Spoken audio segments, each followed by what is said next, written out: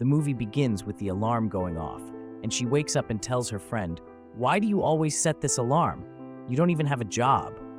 She is begging her to please change the alarm. Her friend, she says, "Okay," and rushes because she has an exam to take so that she can be a teacher. Her friend is a journalist and radio host. She tells her boss, "I can't work tomorrow. I have something to report on at a new art exhibition." He approves. Later that night, the friends are discussing the test. She sighs and says, "I failed miserably. They told me never to come back." Then her friend laughs. She says, "The rent money is coming, so get ready to bring half." Her friend is saddened and says, "Guess I better call my mom." Next, we see them at the art exhibition. The man who invited her greets them. She asks him, "Are you the artist?" He says, "No, it's my brother." He takes them to meet his brother, who doesn't seem to care. He says, "I didn't call anybody." His brother replies, "I know, I called them." The older brother says, "Then they're your guests," and leaves. The younger brother chases after him and asks, "Where are you going?" He replies, shouting, "I'm going home." The younger brother says, "All these people came for you. What about me? I opened this exhibition for you." The older brother repeats, "I didn't ask you to," and says, "I draw for me, not for the people." The younger brother is heartbroken and says, "Don't you have any empathy for me?" He tells him to go back, or he will never see him again. The older brother apologizes, and they go back. After that, the girl asks about the paintings and is amazed by them. The younger brother takes her to show her more. The journalist introduces herself and asks if she can ask him some questions about the exhibition. He asks, "Journalist? What kind of journalist?" She replies, "A radio reporter." He says, "Of course," and just starts staring at the wall. The other girl chats with the younger brother. He asks her what she does, and she says, "I'm a teacher," but adds that she doesn't have a job yet. She asks, "Can you please find me a job?" He says, "I'll try," and takes her number. As they head out, the journalist asks, "Can I interview you? Do you have time?" He shakes his head. "No, I don't like interviews." Desperate, she pleads, "If I don't get this interview, I'll be fired." The younger brother chimes in, "Don't worry, come to our house tomorrow." After they return home, the older brother sits alone, drinking and speaking to the painting. He shares the details of his day, his voice trembling before he breaks down in tears.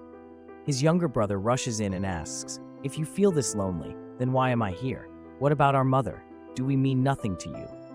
His frustration grows as he adds, "I've done everything I can to make you happy." Through his tears, the older brother whispers, "I'm sorry, and thank you for today's exhibition." The next morning, the girls are talking, and the journalist tells her, "I think I might love him," which shocks the other girl. She asks, "Really this quick?" The journalist says, "Yes, I like how he is ignoring me," and then leaves for work. Later that morning, the younger brother is on the phone with their mother, reassuring her, "Don't worry, he will be fine." Unbeknownst to him, the older brother is secretly listening. After hearing those words, he silently walks to the living room and begins speaking to the painting once again. That morning, he meets the teacher and tells her he found a job for her. She thanks him so much and says she owes him. He tells her the job isn't teaching.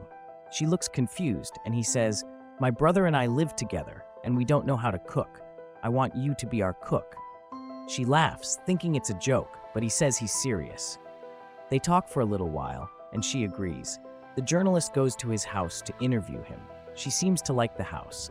After a while, they set up for the interview, and she asks him a couple of questions. Finally, she asks, "How come you're not married yet?" He responds, "Are you married?" She replies, "No." Then he says, "Then why are you asking?" She chuckles and says, "Good one." As she walks out, she sees her friend arriving. She asks, "What are you doing here?" The friend replies, "I'm going to be working here until I find a job." The journalist angrily says, "We'll talk later." The girl goes to greet the older brother, but he turns her down. Then the younger brother gives her a tour of the house. After a while, she makes lunch. As they're eating, he tells her, "Amazing food." She says thanks and says, "Goodbye, I have to go home." At night, the journalist argues with the girl. She asks, "Why did you take the job?" The girl replies, "I had to. I didn't have a choice." The journalist says, "He's my man," and warns her to stay away from him. Angered, the girl responds, I don't care about that man. The next morning, he's cleaning the painting. He tells her that he wants to get married someday, which the brother hears. The brother says, "That sounds like a good idea. Why don't we go out tonight?" He replies, "Okay." He calls the journalist and asks her out. At the restaurant, they chat and have a good time. After he gets home, he sees the girl cleaning the house. The man screams because he notices a painting on the floor. "Why did you put the painting down?" he asks. He picks up the painting, warns the girl never to touch his paintings, and angrily goes outside. After a moment, she says, "I'm sorry, I didn't know," and goes home. The next morning, she's in the kitchen, and he's also in the kitchen making a smoothie. He says, "Sorry for the other day." She says, "No worries, it happens." He offers her a drink. She quickly drinks it, and he says, "I didn't know you were so hungry." She replies, "I'm not hungry." He says, "I know you're not hungry. You've been eating my food." They both laugh. Later, the older brother invites the journalist to his work studio, and they chat and flirt. As they get closer, she tries to flirt and kiss him. Unexpectedly, the other girl shows up and says, "Dinner's ready," interrupting their moment. The journalist says, "Goodbye," pushes her friend aside, and goes home. The man is talking to the painting again. He tells her about the journalist and how she's a liar but also cool, and that he kind of likes it. He also talks about the teacher, how she's sweet but has problems, and asks the painting, "Which one do you choose for me?" The next morning, he meets up with the journalist, and they chat and flirt. As they flirt, he asks about her friend. She gets mad that he asked and starts lying about her. She says she hasn't had a relationship longer than 2 months because she's bad in bed. He responds, "Really?"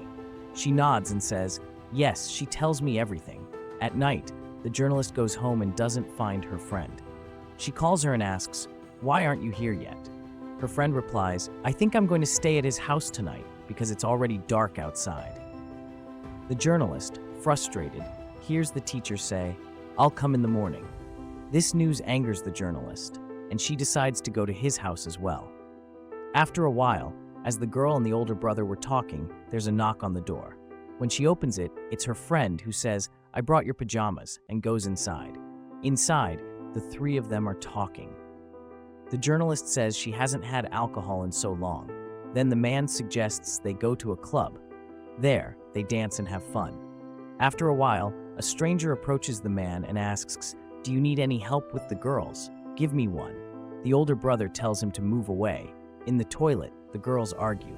The journalist tells the teacher to stop dancing because she's bad at it. The teacher says, "Please leave me alone," and goes to dance. After a while, they all went home. At home, the man is so drunk that he starts asking if they're happy. He's shouting, which scares them both. He says, as he's going, "I'm not happy." The girls are also drunk, so they go to sleep in the guest room. While they're going to sleep, the teacher is giggling, smiling, and thinking about the man, laughing to herself. The next morning, the journalist wakes up and goes to his room. She sees a lot of paintings of a girl. His brother also enters the room and asks, "What are you doing here?" She says nothing and asks, "Can you please tell me who she is?" Next, we see the journalist waking up the teacher and saying, "I finally know who the girl is. It's his sister.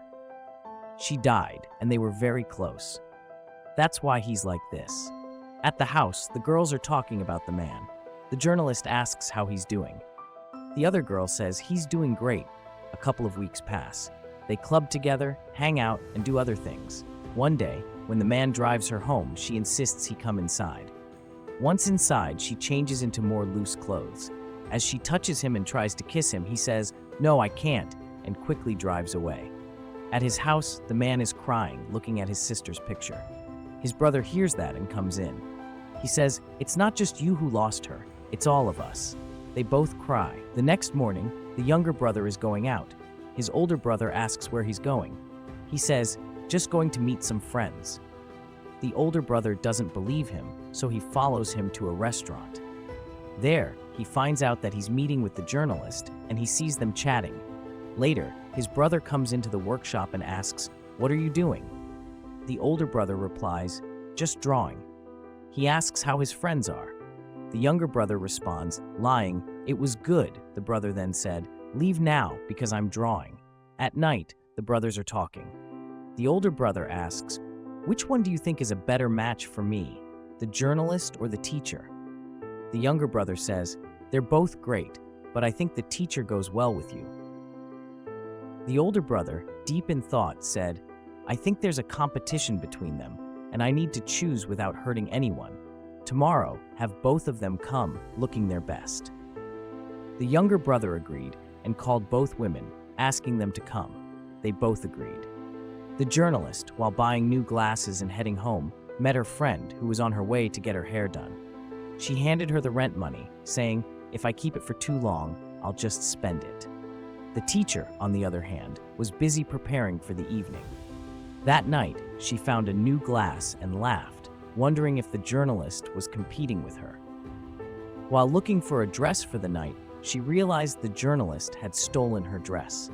Determined to make the evening work, she headed to the house with a new dress she bought using the rent money and the journalist's new glasses. At the house, the younger brother complimented the journalist's dress. She smiled, saying, "It's my favorite." Just as he was about to call his brother to announce that the women had arrived, the door opened and there stood the teacher, looking beautiful and wearing the glasses the journalist had bought. She had also used the rent money to buy a new dress. The younger brother smiled and called his older brother. When the brother arrived, he said, "You all look great tonight." They all responded, thanking him. Curious, the girls asked what the dinner was for, and he replied, "I wanted to separate truth from falsehood." This confused the women, but he continued, "I have questions for both of you. I'll ask, and you will answer." The questions began after they had eaten and were enjoying their time. The first question was simple. How many years does a rat live? Neither woman knew. The second question was, how about a fly? Again, they didn't know. Then he asked, is God good or bad? The teacher immediately answered, of course, God is good. He then asked, is there a devil? The question confused both women, and the younger brother became frustrated and unsure of what his brother was trying to do. He continued with more questions, one of which was answered by the teacher, but none of it made much sense. He clapped and said, "Wait here, I will come back." Then he returned with a painting and said, "Look at her, isn't she so beautiful? Look at her smile, so calming and nice." He said that while crying. His brother was lost for words, just sitting there, confused. The older brother continued crying, saying, "She's my life." The teacher also cried and asked, "She is your sister, right?" The younger brother replied, "I've had enough of the lying," and said, "She is his wife, and she is dead." The older brother then said, "She died in a car accident while pregnant, driving to see me at my first art gallery. And God did this." The younger brother, screaming, said, "What more do you want from us?" The older brother said, "I only want her. I want you all to get out of my life." The younger brother said, "She's already gone. Stop blaming it on God and just let go because you're hurting the people around you." The older brother said, "I can't. I really can't." While he was saying that, the teacher said, "Yes, you can. If you love her, then you would stop this and you would stop hurting the people around you." The younger brother accidentally said to the journalist, "It wasn't supposed to be like this." The teacher heard that and figured out that the brother and the journalist had planned this thing all along. The man shouted, "All of you, leave me alone." The teacher then screamed and ran out, crying. The journalist chased after her to apologize because all of this had been a setup, something she and the younger brother had planned to make them fall in love. The younger brother clapped at his brother and said, "This is what you wanted, right? I wonder what your wife would have said if she were here."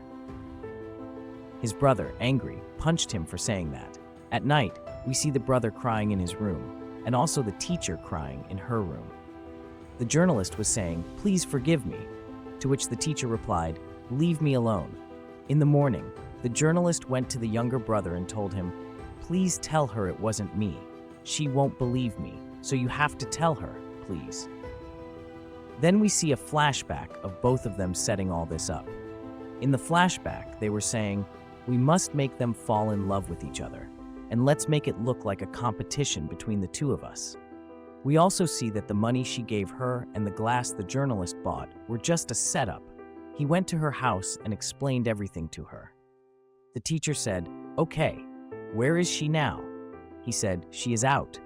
The journalist then came in, and they hugged each other. She said, "You really bought the fake glass and the money for the dress, didn't you?" Laughing. The man then said, "We are really sorry. I did it for my brother because I thought I could heal him. And she did it because you didn't have any job." The brother hugged them and went home. When he got in, he was shocked to finally see the painting gone and replaced with another painting. He was so happy. After a couple of weeks, we see the man running. We also see the teacher running too. He was happy to see her and said, "Shall we run together?" She said, "Yes," and they ran together. The end.